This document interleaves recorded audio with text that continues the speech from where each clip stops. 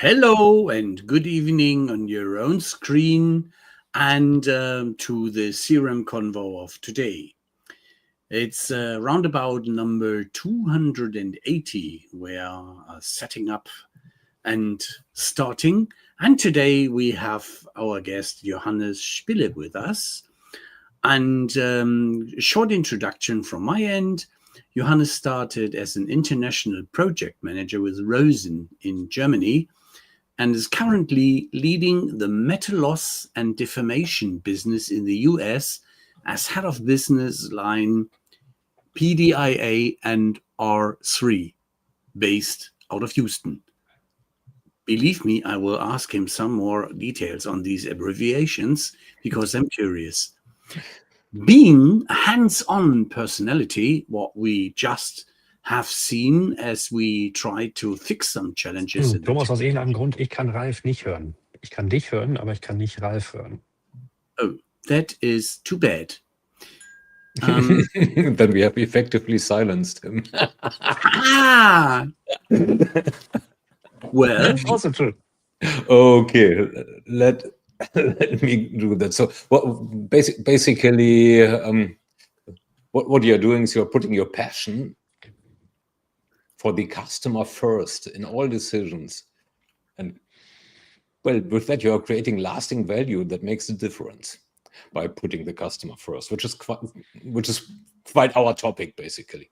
Yeah. And on the other hand, well, you're a business person, and one of the core caveats of a business is, well, it needs to make business, it needs to make profit, else there is no way in, well, making a customer successful as well.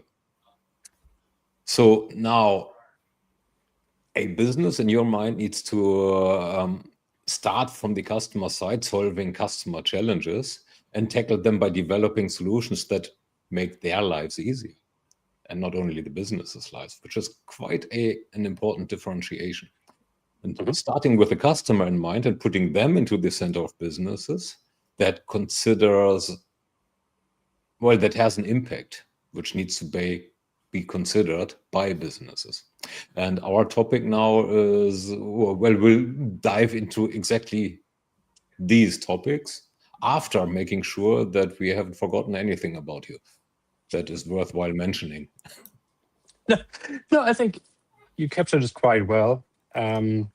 Maybe just some private information, since I'm a passionate tennis player for many years, since I'm 6.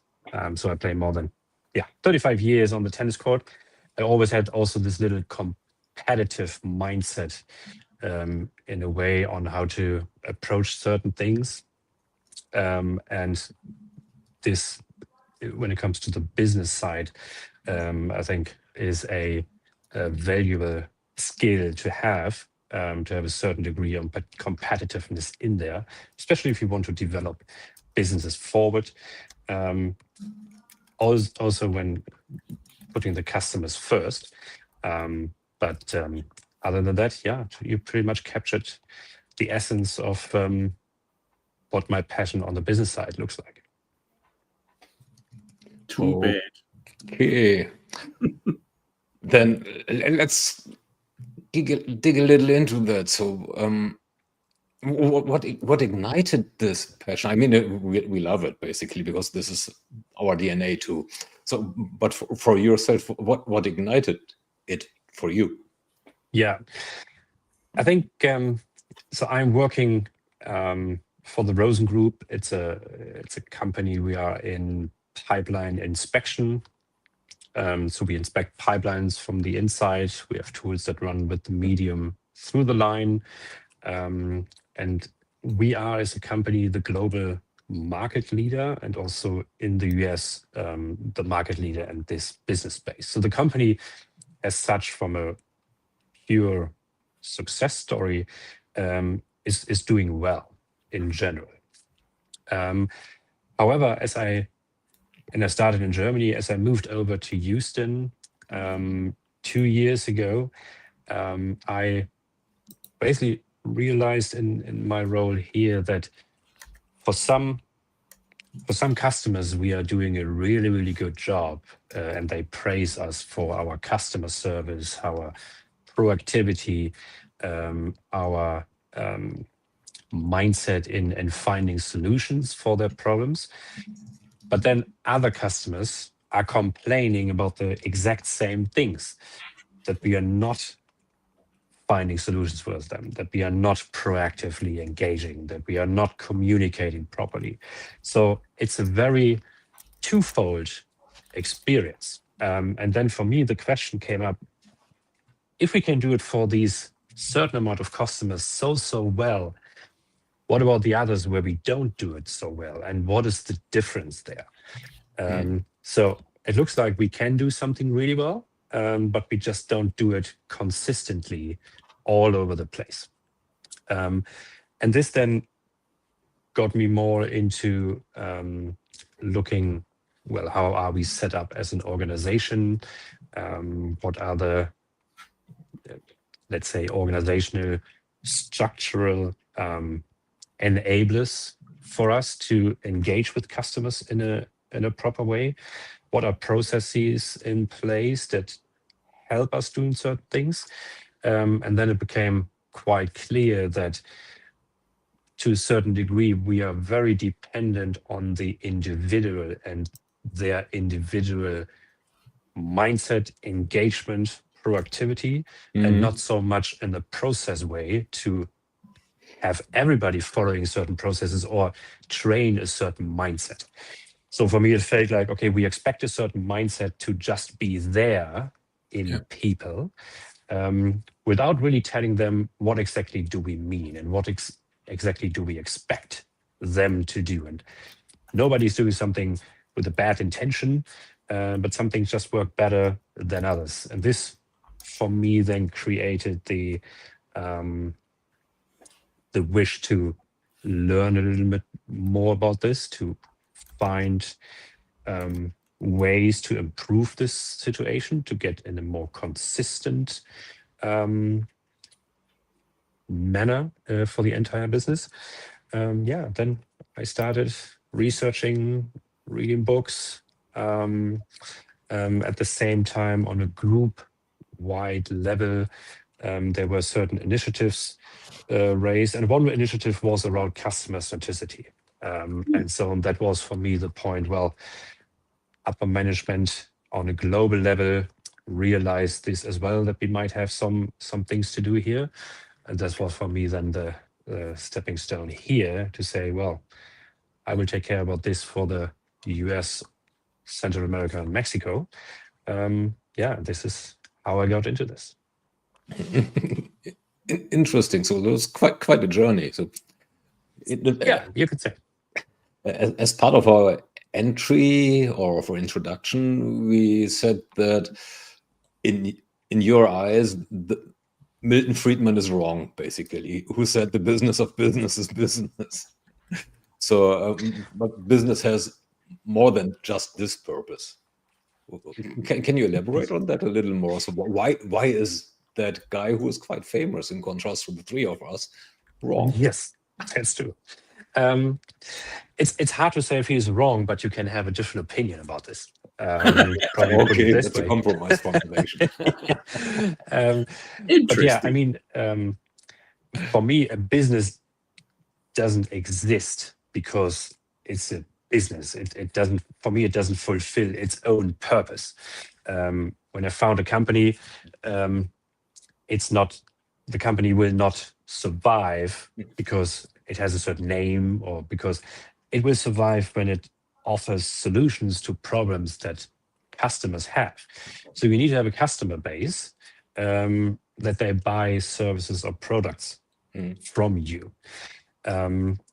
If you don't have this, if you don't offer valuable, that if you don't create, let's say, if you don't create the perception on a customer that you create value, then they might buy one time of you and they find out, well, I tried it, but it's not worth it for me, and then move on.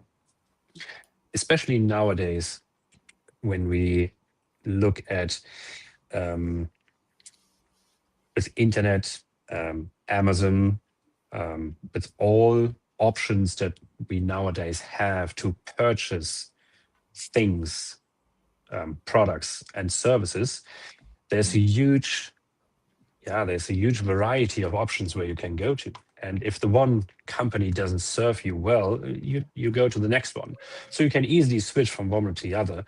And it's very rare the case that you have a monopoly for a certain company that you have to go to because you don't have anybody other that offers similar services or products. And this, I think this optionality that you have nowadays puts businesses more under pressure to create value, to communicate this value, and retain customers over a period. So then, if you want to, in my opinion, if you want to be successful with your business, you need to offer solutions to customer needs. If you do this, and if customers feel valued and taken care of, then you will be able to be successful in your business almost automatically because the people will come back. You have then customer retention. You can always go out there and probably get a great idea and sell something once. That's probably not the biggest gig, but can you sell it to the same people 2 times, twice, 3 times, 4 times, and over years? This makes the lasting success, in my opinion. So, business success, and the purpose of the business for me is offering solutions to challenges and problems that customers face.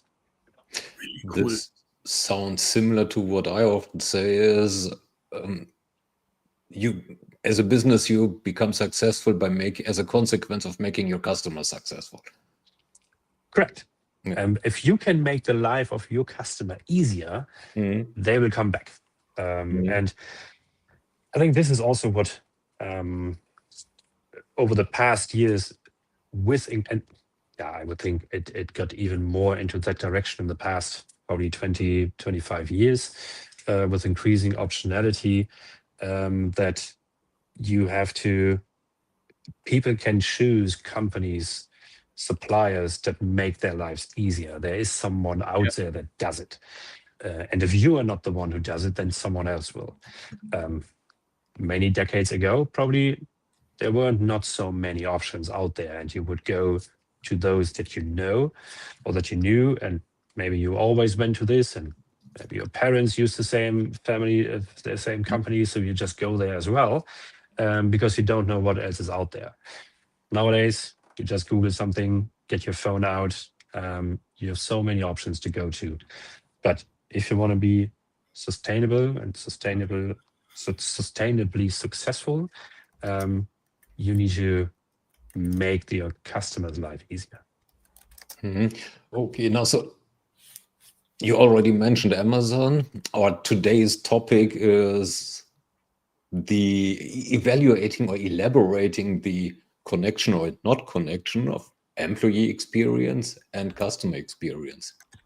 And well, I'm a computer scientist, so I often tend to start with definitions. What do these terms mean to you, for you? Yeah, for me, the employee experience is, if you work for a company, everything that you experience within this company, from the hiring process, from getting into your job, the training, the management you have to deal with, the tools, software components, whatever you have at your hand to fulfill your job duties. This all plays a role in an employee experience. So it would entail everything. You can talk about the feelings. How do you feel as an employee working for this company? Ideal case, you're proud working for a company. You feel that you're valued. You feel that you're promoted when you do things well. You feel that people are held accountable. So this would then, and you, I think important part is that you have a purpose, that your job is actually fulfilling a purpose, and your function, whatever it is, you see the purpose that this function had, and how you contribute to the company's success. This is an employee experience internally. For the if you look at the purely internal, how do you feel about your job at this company? Customer experience, on the other hand, is everything. If I am a customer and I need to purchase something from somewhere, everything that is included into the process of getting what I want can be very painful or can be rather easy. If I need to order just quickly a new board game, I can drive 10 blocks down there and go into a toy store. I can look into what kind of board games I want, but then I maybe don't see what I want. So I can ask them if I can order it, and probably they can order it. It will take another week. So it's a whole process. I also have to get out of the house. I need to drive there.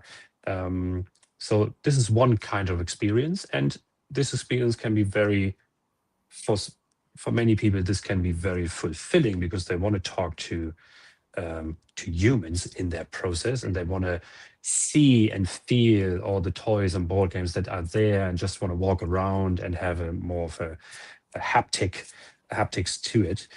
While others rather, and I am lazy on my weekends as well, want to rather lay in bed in the morning, get the phone out, I need something, open Amazon, thinking, I got it, I click on it, and 2 clicks later it's ordered, and I know it will be there the next day when they say it's with Prime. So whatever you are looking for, and what personality you are, this is the experience that you are then looking for as a customer. How basically no one wants to go through a complicated process to get something ordered. I don't want to go on a website, and even if I can get certain products maybe a little cheaper on a different website, but maybe on that website I need to enter my email address so I can get all the advertisement emails until I unsubscribe. Then probably they want to have my phone number. I'm already annoyed if I have to type in this information. I don't want to go through all this shit, and then I need to go through and I ordered, okay, I saved now $5, but there is no Prime, there is no delivery tomorrow or something. But it will take then, I think 2 weeks ago, I ordered something somewhere else and it's still not there. I'm already annoyed when it's not there 2 days after, because you get so used to it, how easy it can be to get products delivered to you. This is why Amazon is still out there, because they manage this really well. There is almost no easier way to order quickly something. And this is the customer experience. So everything from the first contact to the process of ordering a service or a product, to the end, you get the product. Is it the quality? Is it exactly what you ordered? Is the service that you got the one that you expected? What was the whole interaction? How easy is it to return something if it doesn't fulfill what I need? If I go into a clothing store and I buy some new clothes, and then after a week I think, oh no, actually I don't, or even after a month, I think Nordstrom, you almost have an unlimited return guarantee for certain things. These are ways where you can make it a very pleasant customer experience. So these are then the two things for me. And the connection is then relatively easy if you work for a company and you get great feedback from the customers, and they always praise, it was so good, it was so pleasant, and you are on the phone with them and you say, hey, this was a great job that you did, everything is fine, I will come back. You as an employee are very happy and fulfilled in this moment as well. Yeah. If you have to work for a company where certain things are not working well, where you don't have where you are not empowered to do certain things, where you don't have the right tools, where something is hindering to serve customers well, and you have to deal every single day with complaints, this is not a good employee experience as well. And this is where you can say, if you are able to provide benefits to a customer, I'm strongly a believer that this will make your employee experience, your own experience in the company that you do, more purposeful, more enjoyable, and most likely the company that you work for on the long term more successful than maybe others. Now you already mentioned a quirk in a quirk. Yeah, let's just use this word. You basically flipped the common saying that a happy employee makes a happy customer, or only a happy employee makes a happy customer, by saying actually it's the other way around. What made you come to this realization? Because it's a very interesting one. Yeah, happy employee, happy customer. We know this, but then a happy customer makes a happy employee as well, or even more. I would like to praise that this is a great idea I had myself, but it wasn't. It was as I did my research and I came across a book, I think published 2013, called The Customer Culture Imperative. Market Culture is the company that came out of this. And there's a newer version called The Human Culture Imperative, just released several weeks ago. And one of the authors, Sean Crichton Brown, he basically came up with this term in the books and said, a happy customer makes a happy employee. And this is a realization which is, I think, also easily to understand. I don't think that you really can separate those. If you have a toxic work environment as an employee, it will definitely have an impact on your well-being to a certain extent and how well you feel there. But still, if you do your job and you can provide still value to a customer, the customer can be very happy with you. And you serve him and you get a good feeling in this moment that the customer is thanking you for the good work and what you did. But if you then have to go back in your toxic environment in a company, this is then a negative impact on the employee, because it could be, and we see this in many companies, there are companies out there that manage that you provide a great customer service for the basically independent from the individual that you are talking to, because there's a common mindset, there's a common understanding on what a great customer experience look like. But then even with companies that they are not the best and they have their flaws and the service is not always great, there are still individuals probably there that can deliver a great customer service. But this is then a little bit the challenge, I guess, what businesses face, not to rely on just individuals and how they interpret certain rules and how they think great customer service has to look like and experience, but how are you able to manage this in a broader sense, in a wider sense, so I think employee experience and customer experience, they are different. They are related to each other to a certain extent, but I don't think that you can just separate them from each other. They interact. So there is a connection. If you're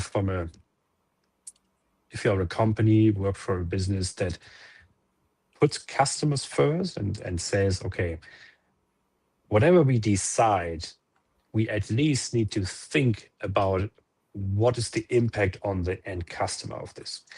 And if we decide we are okay with this impact, then it's a conscious decision, and then you can move on. If you decide, because you have a great idea internally and you keep the customer out of the equation, then you end up in the worst case getting products and services out there that no one wants. You think it's a great idea, technology, but no one in the end wants it. Also doesn't help. But the angle, a happy customer makes a happy employee, has its truth to it. On the other hand, a happy employee doesn't necessarily mean a happy customer, because you can be very happy with your environment in your company, because maybe you don't have much to do, you have great colleagues, even though the services that you provide to customers, maybe they are not ideal, but yeah, it works. But if your own life is very easy, you get your paycheck regularly, you have a decent amount of money, then you can say, well, I actually don't need to care too much about those, because for some reason the company is still successful, I get paid, I like my colleagues, so I can be very happy internally. I have my weekly tennis games or chess games with the colleagues. I have these excursions, what the company does. So the company is investing a lot into the employee experience, which is great. So it's a great place to work. But then it only goes so far. You don't necessarily need to make a customer happy to be happy at the place where you are. But for the company, if the company wants to grow, it's not a choice. You need to have customers that are happy with you. Otherwise, you only get to a certain degree and then you're limited. If you want to grow further, you need to have the customers in mind. Now, the happy employee, let me throw my favorite wrench here. Uh-oh. We already mentioned Amazon a couple of times. So Yeah. Amazon is regularly used as the company that, a company that is extremely customer-centric and has, Bezos customer obsession and, customer experience at its mind. Now, if we are combining or looking at employee experience, I'd now argue that there aren't many places where in quite a good part of the Amazon business, and I'm not talking AWS here, the employee experience couldn't be far worse. So how does that relate to each other, or how can that relate to each other in your eyes? Interesting. Yeah, that's an interesting topic. If you are able to automate so many processes with your company, if I interact with Amazon for many years now, I think I never talked to a human being because I didn't have to. So it's all automated emails. It's all what I want. Basically, I don't want to deal with too many hiccups. So I get still everything delivered without knowing what is actually happening behind the curtains. And employees can be overworked, maybe underpaid. They can even looking into really bad experience, maybe working for the company. But if they are not in direct contact with customers to transport this feeling or the message or their own mood to certain things, the customers, they won't know because they just deal with a environment that are programmed. They get automated emails, so there is typically no human interaction. And with this human interaction, I think the more you are service-based, where products or services need to be explained, where you need to have a human counterpart on this side, I think if this person or these persons that you are talking to, that you interact with, if they don't feel valued in their company, if they have a certain negative feeling, I think in this human interaction, this is, I think, where it gets clearer whether employees actually feel happy in a company and support what the company is doing, or not. When everything is automated, that you don't have contact to direct human interaction, this gets a little lost. And then you can read the news and you can read reports and you can inform yourself how well Amazon or other companies are treating their employees. And then you would make the decision for yourself. Do you want to support this further and buy there with all its positive implications? Or is this an ethical reason for you to go somewhere else? But you wouldn't get this feeling directly from the employees because you are not in contact with them. Now, automation is one of the keywords here. So automation these days gets increasingly translated with a two-letter acronym, A and I. In how far do you think that this is actually a set of tools that helps in, well, making both parties, customer as well as employees' lives easier? And conversely, where does it start to harm or to hurt even? So I think as soon as you have the mindset that AI is not necessarily a threat for your job function, but more like a tool to help and automate things, AI can be a very helpful system. But if you, for example, are in a position where, or let's say a famous example is call centers, service centers, where you have human beings on the phone typically, and then you talk to them, you work some things out. Some service centers and call centers work better than others, but then some companies have tried, well, this is basically automated. We can fully go back to AI, have AI chatbots, and just have the customer on the other side click through certain numbers to reach a certain topic, and then try to, put it down to a limited amount of claims, probably, or service solutions, because many things are repeatable. But this then only goes so far. If you have to stay on the phone for 5 minutes, 10 minutes, and you're still in the road and still trying to figure out which number now and you were just guided through, this is very annoying. And this has nothing to do with a good customer service anymore. You want to have your problem solved, and you don't want to click through 25 steps until you are in the area where your solution might be. So the more we automate, which has many positive impacts. If I have an AI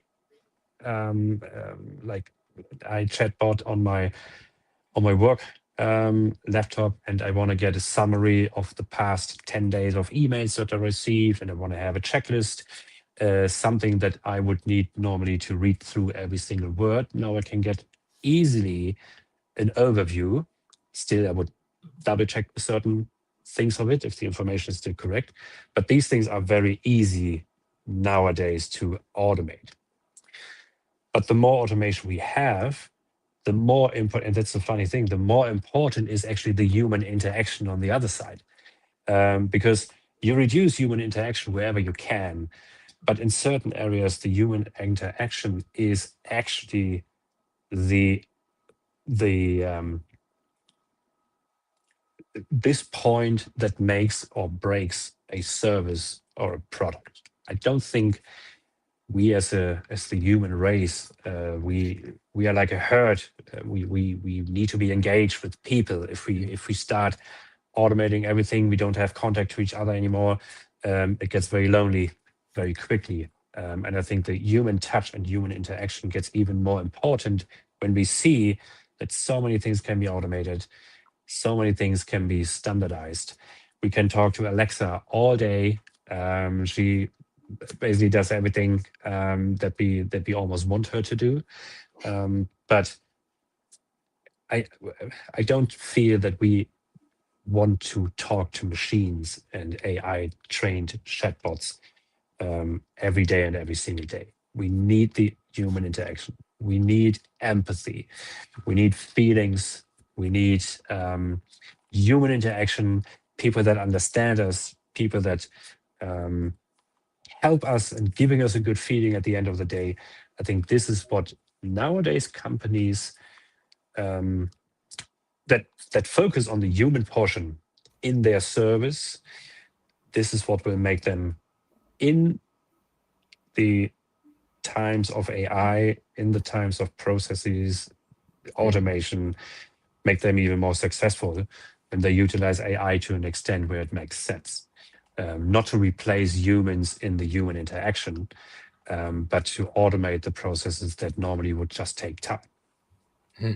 So digging into that a little more. So, and well, you mentioned empathy, and Ralph was nodding vigorously. So I usually come with my duck there, which is, if it looks like a duck, quacks like a duck, then it probably is a duck. So what is empathy? So empathy is, well, first of all, something I receive, not something that is exhibited. So if I feel empathy, it is empathy. If I don't, then not.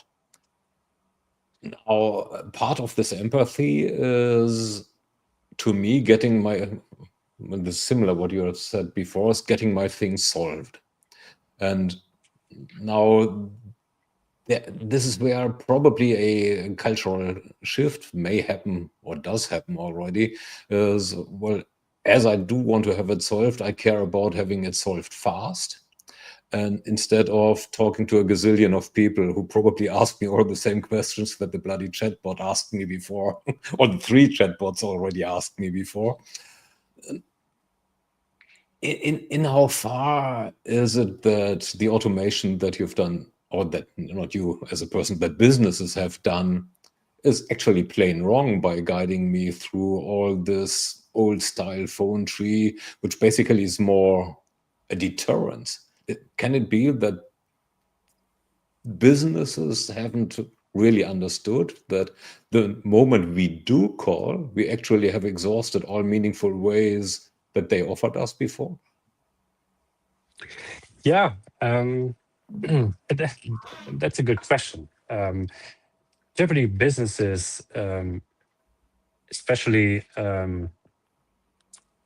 upper management, that have to everybody needs to I mean, it was always a term, but reducing costs is always a big topic, and people already get sparky eyes when they hear, okay, I can automate processes, I can get rid of some paychecks, but I save this amount of money. They're supposed to get sparkly eyes too. Yeah, exactly. Everybody is happy, man. We're saving so much money, but at what price? And this is then where it is. If we talk about empathy, I think and I think this is a deep human feeling, we want to be understood. We want to feel that whoever I am interacting with, he actually understands me in the way and can feel how I feel, or at least understand. If I am fully frustrated with a certain product, I want to call someone if I need to get it fixed. Product is maybe not the best example, but if I have a problem, I need help there. I want to get someone on the phone that actually acknowledges that this is an issue, that acknowledges that, yeah, actually, I would probably react the same way. I would be reacting the same way, but we will find a way to fix this. This gives me a feeling, all right, there is someone I can trust to a certain extent, that they will get what I'm feeling. And I think this type of validation is very, very human. If we don't get this, and most likely from a trained AI chatbot, only to a certain extent. This is hard to automate and hard to replicate. And if we don't have, I think we all somehow, if it's in business, if it's in private life, everybody is, I think, looking for some kind of validation, whatever they do. They want to be seen, heard, and this is a very human skill that is hardly replicable with AI. And I think this is the strength that human interaction will still maintain and has to maintain.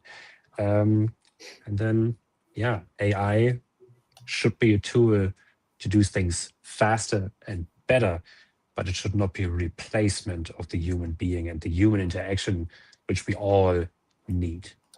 Highly agree. No, Ralph agrees. So no, I do too. So, but then who are we, right? If Exactly. the big vendors and big names are selling efficiency, which is purchased by the buyers, and efficiency usually equates to reducing paychecks. But getting a little away from my usual cynicism here. At the X Day, Question Pro X Day, you have been part of a panel where you relate basically a project that you worked on with Ed Rosen that was about making life easier for employees so that they can make life easier for, well, customers, basically. So that Rosen can become more successful as a consequence. Again, the outside-in thinking. So can you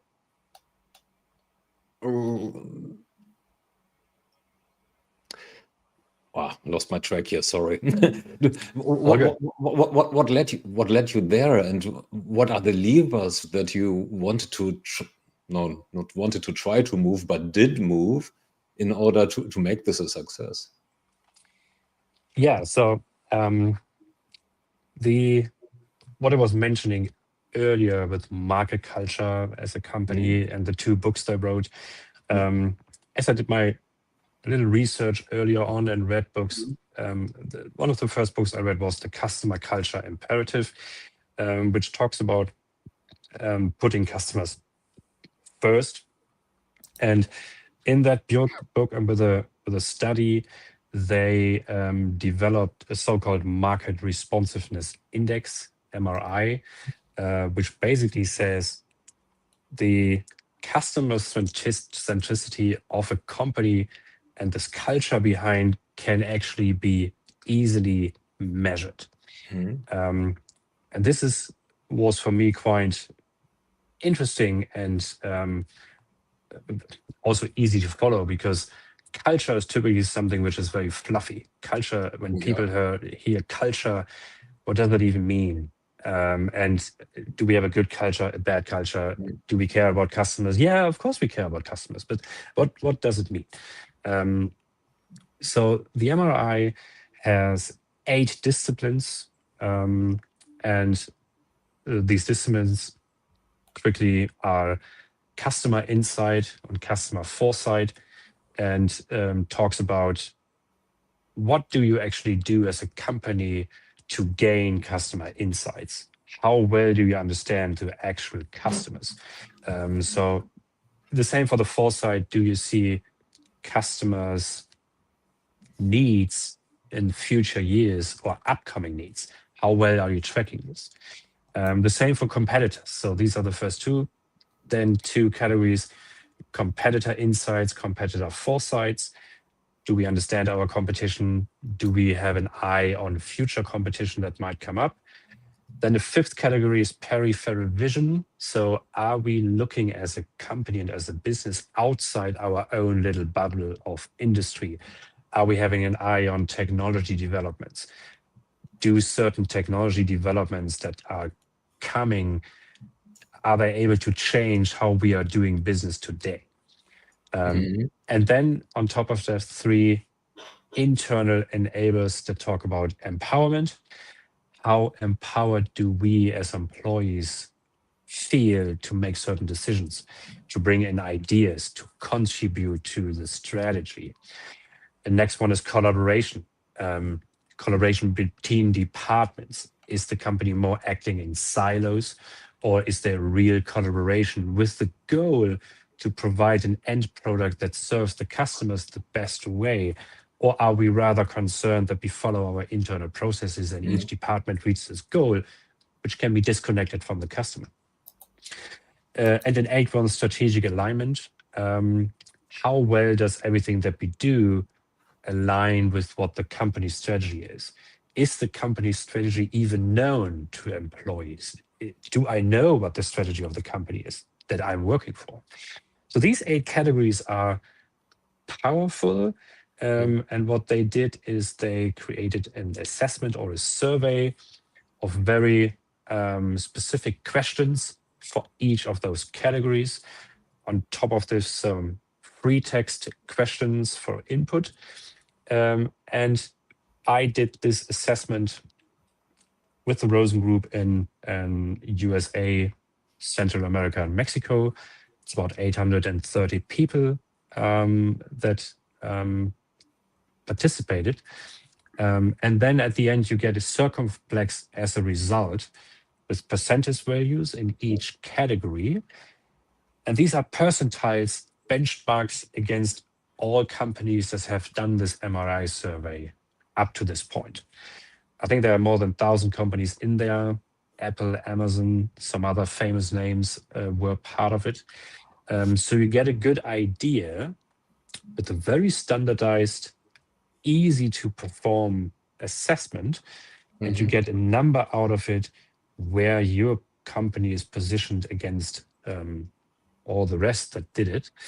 And this was for me, as I read through it, it made sense. The questions I saw made sense to me and made me think of, oh yeah, this is actually that we already do well. Oh yeah, this is something we haven't really thought about, but maybe we should start thinking about this. So I found this this assessment very, very insightful. We did the analysis. The analysis is almost automated. You get the results instantly. It's an online survey that you perform. And this shows you directly which categories are your weaknesses, which categories are your strengths, and you can then build on this. If you have, for example, high scores in competitor foresight, but you have low scores in customer insights, that means, well, you are pretty observing about the market and the competition and what is coming next, that you in that area lose a little bit of traction. How do you serve the current problems of the customers that we have? And so they are very different results that you can expect. And you have, the nice thing is you have direct, tangible insights that you can act upon. And this was for me something that I worked with market culture, especially with Sean Crichton-Brown, who was in the panel with me as well. He invited me to the panel to speak about experiences, how it went so far. And it's a good collaboration so far, which gives us direct insights on what we need to do differently. Next question is then, how do we do it? This is then to be worked out. But in comparison, we also talked about employee engagement survey. So we again have customer experience that we want to improve. We have employee engagement surveys. How do we feel internally? When the employee engagement survey is done, typically afterwards, there have to be focus groups to further analyze the results and what do these results actually mean, to draw conclusions out of this. The MRI gives you the direct results visible, and you can directly start prioritizing and acting on it. And they have been doing the research. They also found out there's a direct correlation between the MRI score and the profitability or the revenue growth of a company. So an increase in the score in total increases the revenue and profitability by a certain percentage already. And this is then the very, very important part. You then make a customer-centric culture measurable, and you can directly link it to outcomes. If you go to upper management and talk about culture and you want to do this assessment and want to feel what can we do better, you can also easily be pushed back and say, you know what, it's all nice culture, and yeah, but focus on the next projects. Get in the revenue numbers. Make sure that we hit the numbers by the end of the year, because they have something tangible that they can measure. If you have something fluffy, this might be all good and nice and sounds good to the outside, but what do we get out of it? What is the value that we do this? And this value needs to be clear. I think the MII gives you a score, and we did this as an initial assessment. We will have a dedicated team working on improvements in areas, and you can set your goals based on the score. You do the assessment a year or 2 years later, you directly compare, and then you need to draw conclusions to the revenue and the profitability numbers as well, and say, well, we improve a certain percentages here in the overall score. This is basically seeing the revenue numbers and the profitability because it went up as well. You can still argue, would those numbers go up anyways if I do this thing or not? But the customer will tell you in the end whether they see any change. The customer feedback that you gather, they will let you know what, Johannes, great initiative, but you're doing the same mistakes you always did. You're not calling me more often. I don't feel better with this. So good try. But the outcome should be, no, the customers should feel a difference, and they should see this consistency in certain behaviors. The employees then, they were asking, we want to be trained. We want to know what we need to do. How should we do certain things? Don't just expect us to act in the best interest of everybody. Show us what this means. Show us what good looks like. And this is where we are currently in the exciting process to do this for USA, Mexico, Central America. The goal is to do this globally with the entire Rosen groups. It would be around 4,500 employees that will be part of it. I'm excited more to come. But for me, it was really, I read it and said, this is tangible. This is a result I can work with. This is what I can present to management and say, this is what we can make out of it. So I think that was it. This begs two immediate follow-ups, actually. So one is there have been 800 odd responses, as you said. They likely came from all sorts of, all levels of the organizational hierarchy. Yeah. Can you relate to us, well, it's public then, whether the responses were different across the 8 dimensions, whether the perceptions of the employees have been different across the hierarchical levels of the organization?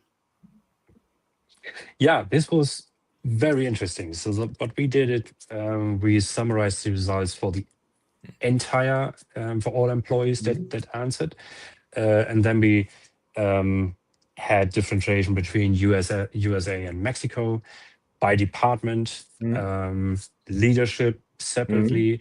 So to get a little bit an idea on how different departments see certain things. And yes, you see differences. You see also difference in the score. For us, the overall score was positive. I think we started with 59% MRI overall score, which is slightly above average. This is already good. But we see that certain aspects when it comes to our internal enablers, collaboration, empowerment, it became quite clear that we have a lack there. There are too many silos still acting. We have a decent customer insights view, but you see different levels and percentages.